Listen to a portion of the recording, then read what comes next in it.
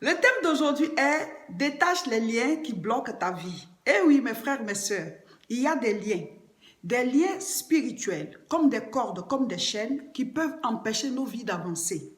Et si Dieu ne te révèle pas ce qui se passe, ou alors si tu n'as pas entendu un enseignement, ou bien si tu n'as pas reçu d'informations sur cela, tu vas rester là, croyant que peut-être Dieu ne t'aime pas, ou alors peut-être qu'il bénit les autres plus que toi, et tu vas tourner en rond et ne jamais entrer en possession de tes bénédictions. Exode chapitre 20, vous pouvez lire. Il s'agit des 10 commandements que Dieu a donnés à son peuple. Et dans ces 10 commandements, il y en a 5 qui concernent la relation du peuple avec Dieu. Et les 5 autres concernent les relations qui lient le peuple au peuple. Ça veut dire d'un homme à un homme entre eux-mêmes. Voilà. Donc, nous devons savoir qu'il y a notre relation avec Dieu et il y a notre relation avec les autres hommes. Les autres personnes qui nous entourent, Dieu tient compte de la relation qui nous lie à ces personnes. C'est très important. Vous voyez, quand Jésus a été crucifié, il a été mis à la croix et quand vous regardez la croix, il y a une barre verticale et une barre horizontale. La verticale, c'est-à-dire relie ciel et terre. La verticale symbolise la relation de l'homme avec Dieu. Donc Jésus est venu rétablir notre relation avec Dieu. Et maintenant la barre horizontale symbolise la relation entre les hommes eux-mêmes. Donc Jésus est venu rétablir aussi la relation les uns avec les autres pour que nous puissions vivre en paix avec nos frères, nos sœurs, tous ceux qui nous entourent. Donc, ces deux aspects sont très importants. Souvent, nous nous concentrons sur la relation avec Dieu. Ce n'est pas mauvais, mais nous bafouons souvent la relation avec les autres êtres humains. Alors que ça peut être un grand blocage à ton évolution, un grand blocage à tes bénédictions. Quelqu'un peut dire, il a fait sa prière, il vit bien selon ce que Dieu dit et tout, mais il a des problèmes avec les êtres humains qui l'entourent. Il a des problèmes avec les membres de sa famille. Il a des problèmes avec ses collègues, avec ses frères et sœurs, avec ses voisins. Il a des problèmes avec toutes ces personnes. Ça veut dire que cette personne a des liens. Cette personne a des cordes qui vont l'empêcher d'évoluer. Matthieu chapitre 5 à partir du verset 23. Vous pouvez lire. La Bible dit, si tu apportes ton offrande à l'autel, ça dit que tu apportes ton offrande devant Dieu, voilà, peut-être à l'église, ou alors tu t'en vas prier, voilà, parce que la prière aussi est une offrande, ou alors ton offrande même en tant que telle, comme un matériel, voilà. Si tu la portes devant Dieu, et que là, pendant que tu es en train d'apporter cette offrande, ou bien pendant que tu es en train de prier, tu te souviens, tu te rappelles que quelqu'un a quelque chose contre toi. C'est-à-dire, tu te souviens que tu as fait quelque chose à quelqu'un. La Bible dit, laisse là ton offrande. Ça veut dire, arrête même ta prière et réconcilie-toi avec la personne d'abord avant de revenir apporter ton offrande ou ta prière ou alors tout matériel que tu vas apporter à Dieu pour pouvoir recevoir une quelconque bénédiction. Réconcilie-toi d'abord avec la personne qui a quelque chose contre toi afin que ta prière soit exaucée. Mon frère, ma soeur, si tu as causé du tort à quelqu'un et que le cœur de la personne saigne, même si la personne ne te maudit pas, même si la personne ne te dit rien, mais si toi-même tu sais que tu es en faute, va d'abord demander pardon à la personne. Réconcilie-toi avec la personne. Il faut que la blessure de son cœur soit apaisée par toi qui lui a causé ce tort. Sinon, ta prière ne sera pas exaucée. Tu vas lier, briser les liens, prier pour l'ouverture des portes, prier, pleurer, jeûner. Il n'aura rien parce qu'il y a quelqu'un qui est peiné à cause de toi. Proverbe 26, verset 2. La Bible dit que la malédiction sans cause n'a point d'effet. Ça veut dire quoi? Que la malédiction avec une cause a des effets. J'explique. Si quelqu'un te maudit, si quelqu'un t'envoie des incantations, des paroles, des mauvais sorts, prononce des mauvaises paroles contre toi, s'il n'y a pas de cause, ça veut dire que si tu n'es pas redevable à la personne, ça veut dire que tu ne lui as rien fait de mal, la Bible dit que cette malédiction n'a pas d'effet sur toi. Mais s'il y a une cause, si tu es coupable, si tu es redevable à la personne par rapport à un mauvais acte que tu as posé envers cette personne, alors cette malédiction va t'atteindre. Donc, qu'est-ce qu'il faut? C'est d'aller demander pardon, te réconcilier avec la personne. Parce que ça, c'est une corde, c'est un lien qui te tient captif. Quelles que soient les prières qu'on va faire sur toi, il n'aura pas d'effet. Parce que tu as été maudit par quelqu'un qui avait raison de te maudire, qui avait des raisons de t'envoyer de mauvaises paroles. Donc, la prière ne peut pas briser cela parce que la Bible même dit que la malédiction avec cause a de l'effet. Donc, c'est de retourner vers la personne pour demander pardon afin que le cœur de la personne soit apaisé et que la cause qui fait que la malédiction est rentrée puisse prendre fin.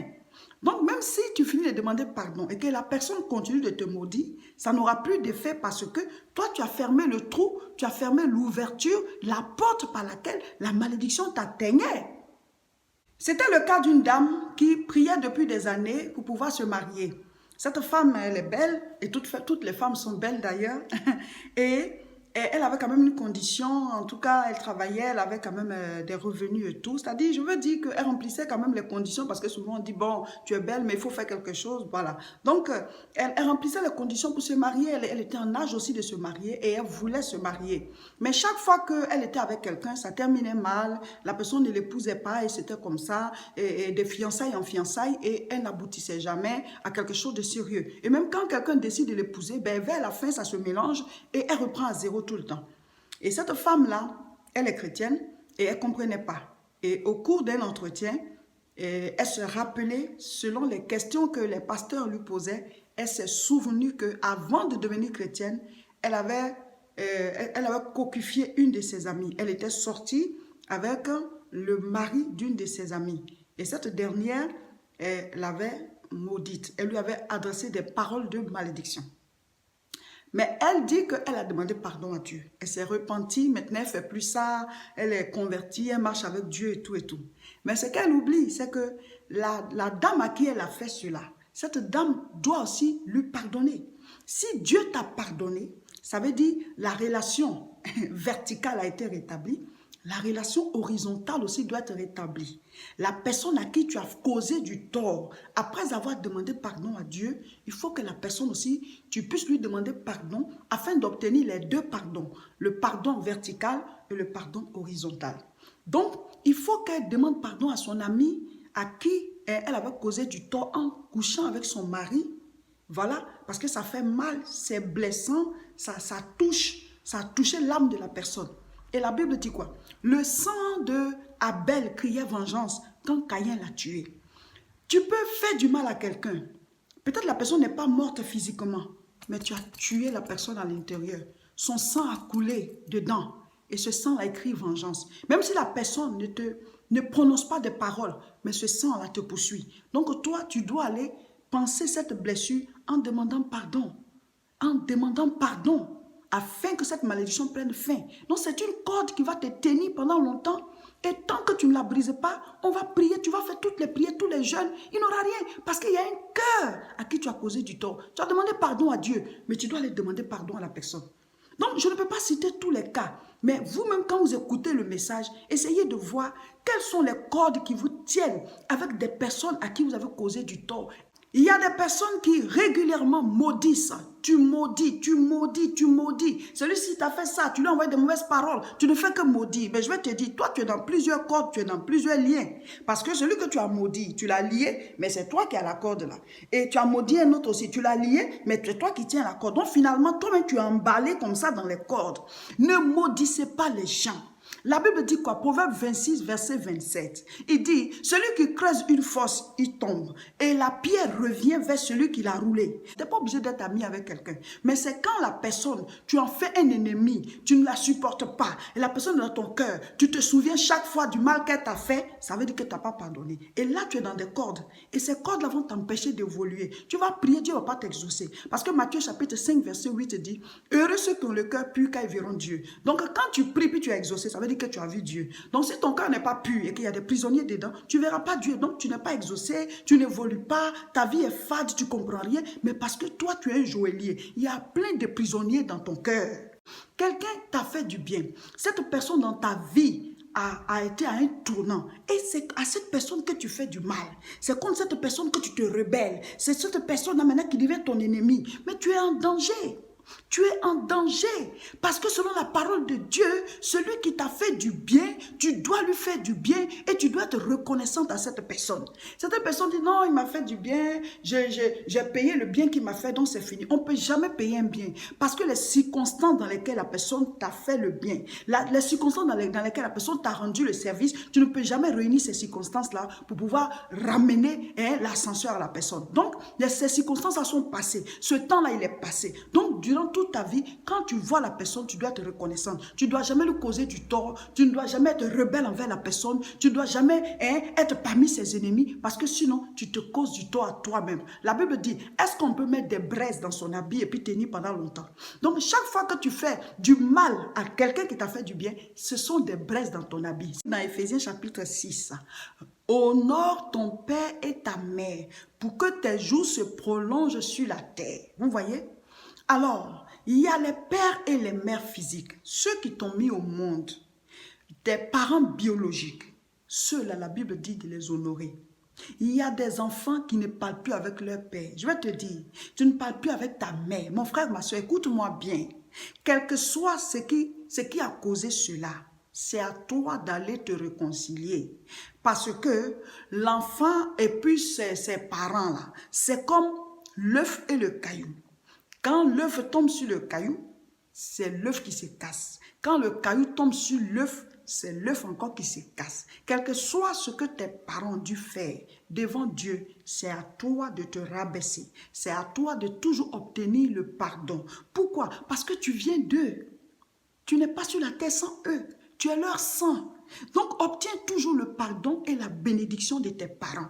Même s'ils sont mauvais. Mais Dieu les a quand même choisis pour t'envoyer sur terre. Même s'ils ne sont pas occupés de toi. Ce que tu peux faire pour les mettre à l'aise, fais ta part afin d'obtenir la bénédiction. Même s'ils ne te bénissent pas. Mais si tu as bien agi envers eux, le ciel s'ouvre et Dieu te bénit. Il y a aussi ceux-là qui représentent nos pères et nos mères, qui ne sont pas forcément nos parents biologiques, mais qui se sont occupés de nous et qui ont joué le rôle de père ou de mère. Ça peut être ton grand frère, ça peut être ta tante, ton oncle, ton grand-père, ça peut être même quelqu'un qui n'est pas lié à votre famille, mais qui s'est occupé de toi, qui a joué le rôle de père ou de mère. Donc cette personne mérite l'honneur de père et de mère. Il y a aussi les pères et les mères spirituels. Eh oui, les pères et les mères spirituels.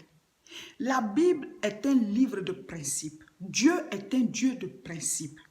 Quand vous prenez la parole, chaque fois il y a eu des mentors et il y a eu des gens que Dieu a envoyés pour pouvoir rester auprès de ces mentors-là. Moïse allait régulièrement à la montagne rencontrer Dieu. Et qui l'accompagnait? Le fils de son serviteur qui s'appelle Josué. Josué accompagnait chaque fois Moïse. Il restait à un niveau et Moïse montait. Et tant que Moïse était là-bas, Josué était là. Quand Moïse devait quitter la terre, Dieu a dit à Moïse d'imposer la main à Josué. Parce que lui, Dieu, il a choisi Josué pour pouvoir le remplacer. Mais pourquoi encore faut-il que Moïse lui impose la main? Dieu, je dis bien la croix de Jésus, c'est vertical et horizontal. Dieu t'a choisi, mais il te faut la bénédiction de ton père spirituel, de ta mère spirituelle, de ton mentor spirituel. Le choix de Dieu seul ne suffit pas. Dieu a dit à Moïse, impose la main à Josué, malgré que Dieu l'ait choisi. Je suis en train de le dire parce que ce lien-là, il tient beaucoup de personnes. Il tient beaucoup de personnes. Quelqu'un a pris des jeûnes et prières pour toi.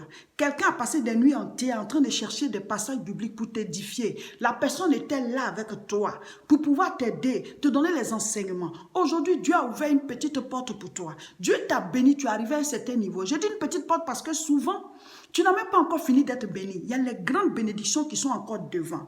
Et l'équipe, on dit quoi? Les gens ont l'habitude de dire, on ne change pas une équipe qui gagne. La manière dont tu t'es comporté, et puis tu es arrivé à ce niveau. Mais continue de te comporter comme ça, tu iras à des niveaux plus élevés. Mais souvent, il suffit qu'on rentre dans une petite bénédiction, c'est fini. On bafoue ceux qui nous ont aidés à rentrer dans cette bénédiction. On les chiffonne. On n'a plus de respect pour eux. Parce que pour nous, on s'est dit qu'on a déjà réussi. Alors que tu ne sais même pas qu'il y a encore plus grand devant. Il y a encore plus grand devant. Et dès l'instant où ceux qui t'ont aidé de tout leur cœur, pour que tu atteignes ce niveau, tu les as bafoués, tu ne les as pas honorés, parce que ce sont des pères pas physiques, mais des pères spirituels. C'est une mère, pas physique, mais une mère spirituelle qui t'a enfanté dans un domaine, qui t'a aidé dans ce domaine, qui t'a aidé à avancer dans tel ou tel domaine. Mais tu as chiffonné la personne, tu ne l'as pas honorée.